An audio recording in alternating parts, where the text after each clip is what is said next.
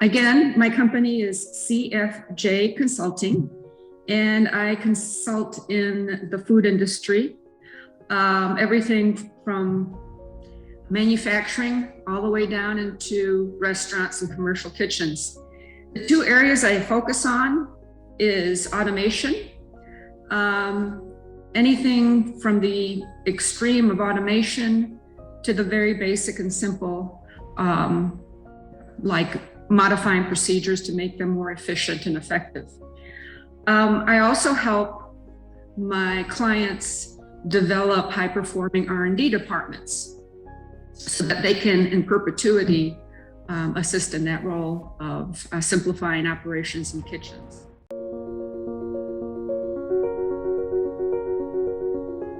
Well, food safety readiness is a huge topic, and it's regulated both at the federal level through the FDA and USDA, and then at the local level as well. There's local regulations complement federal regulations, and they span the range from manufacturing all the way down to people who make products for farmers market and everything in between. So it can be a very complicated, the regulations can be very complicated to navigate through, and they frequently change. And so in terms of readiness for audits, my suggestion is to take advantage of all the free information that you can get from your local governments and the FDA government as well, and select those portions that are pertinent to your business. And then you can use those to help build any kind of automated procedure into your equipment. But again, that procedure needs to be very flexible because these regulations change frequently, as do the pathogenic bacteria that can make us ill. They mutate and everything else. So it's not something that you would want to set in stone in your automation, but you can strategically decide where and if you want to. The other option is to hire somebody who has credentials, knowledge, and probably more importantly, expertise.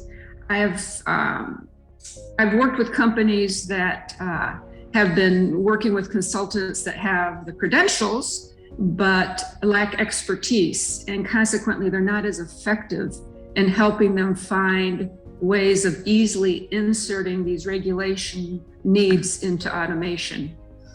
So my recommendation would be either do it yourself if you don't have the ability to hire somebody, or hire somebody, but take a real close look at both their credentials and their experience.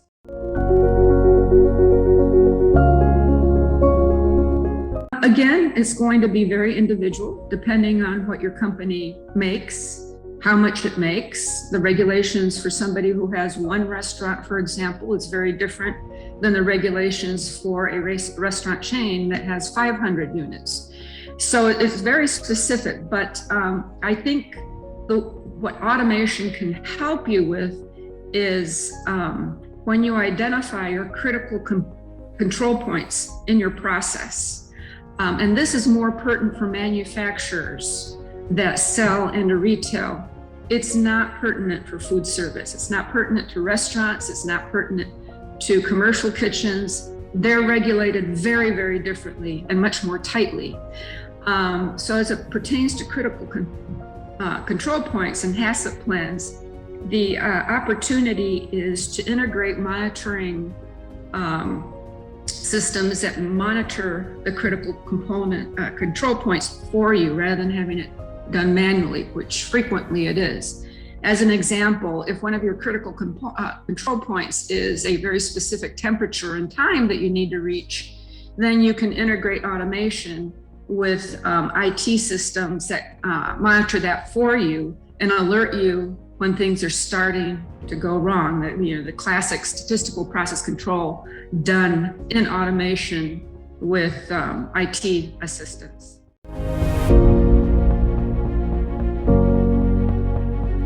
I think the nearest are trends that indicate that early adoption is already occurring. If you look at technology, it comes from science.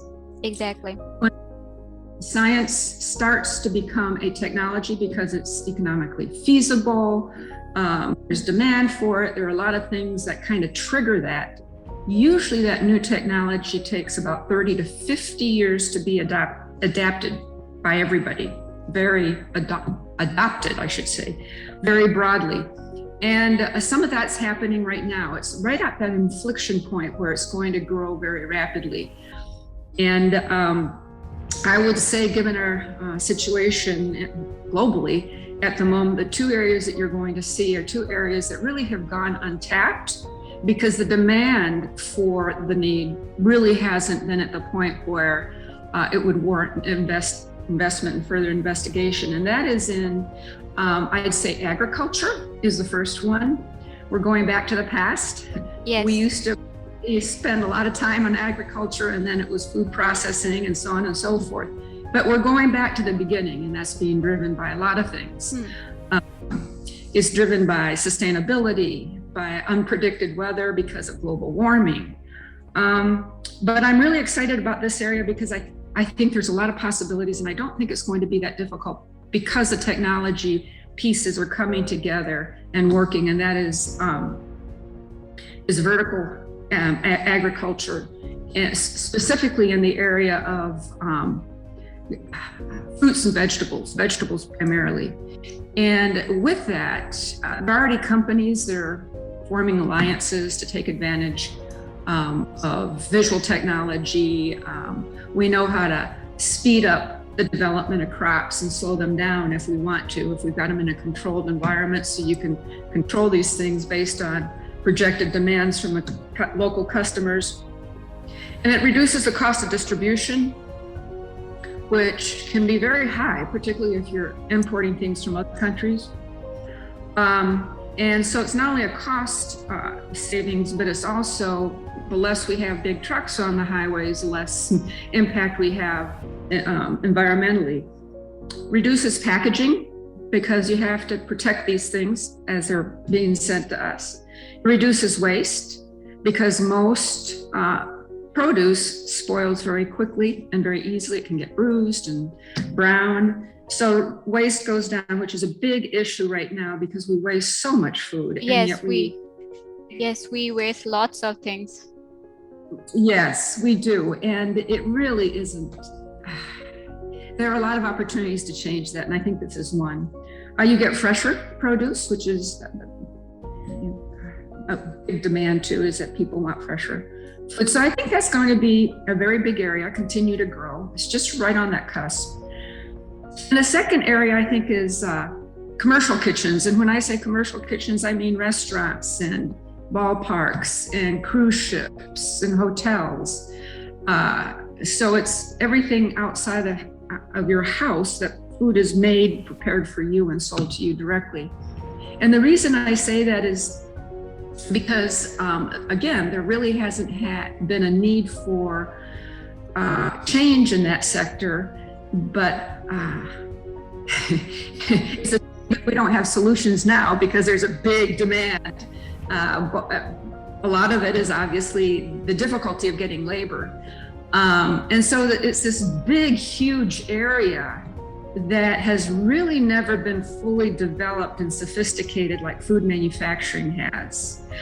That I think is the other area. And I think it's going to be a very difficult one to fill. There are a lot of people looking at it and are attempting to find solutions, but I think it's going to be difficult because it requires different expertise and disciplines to come together, understand each other, and work effectively together. And these individuals, these expertise are geographically spread across the United States. because they're very specific to the industry. So like, for example, food manufacturing is primarily in the Midwest and the Northeast. But you need that expertise with IT, which is primarily in the West Coast.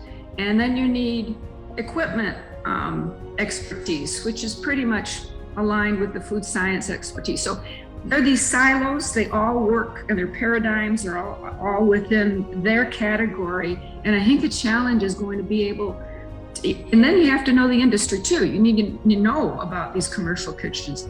So the individual who's able to bring all of these together and have them work effectively and synergistically, I think is going to have a leg up. But this is going to be a tough nut to crack. It's not impossible from a technology standpoint, but it's a people standpoint that's going to make it difficult.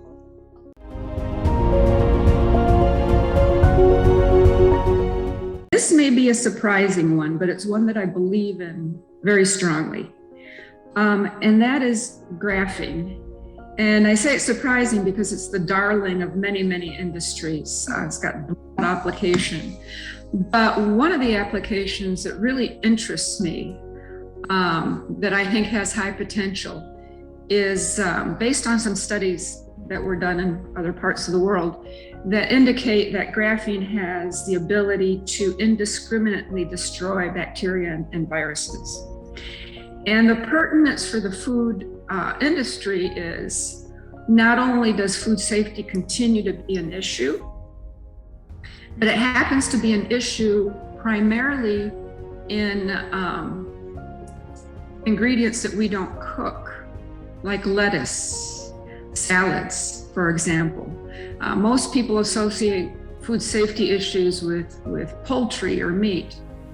And really, we cook those things, and so it's less of an issue. It's the things that we don't cook. And I can imagine graphing assisting in those industries through wash water and things of that nature. And if you were to combine that with another issue in the food safety area, and I pinpoint food safety because that's a tough animal to attack. You're dealing with bacteria, viruses. Bacteria mutate all the time, and what we thought was appropriate no longer is. We're rudely surprised.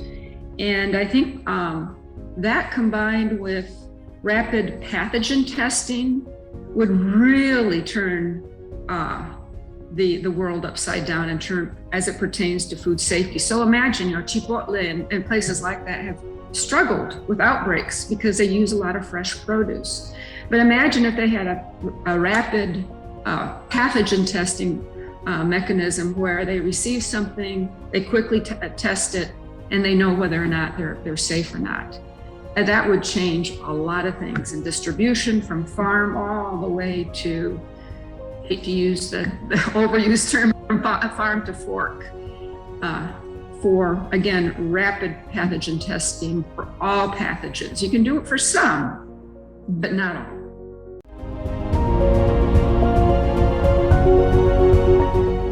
Read your first issue of magazine, and I absolutely loved it, and I'll tell you why I loved it. Yeah, thank you so much. Sincerely, I liked it because there were a lot of topics covered. I'm a very curious person, and I like to reach beyond my own knowledge into new areas, particularly in science and technology. And so there were articles across the board, and I liked the articles because they were succinct, easy to understand, and short. It really annoys me that articles have become a big, long story before you get into the meat of things. I want the meat, and that's what you gave me across a broad range of topics. So I look forward to your second and third and fourth, et cetera, et cetera.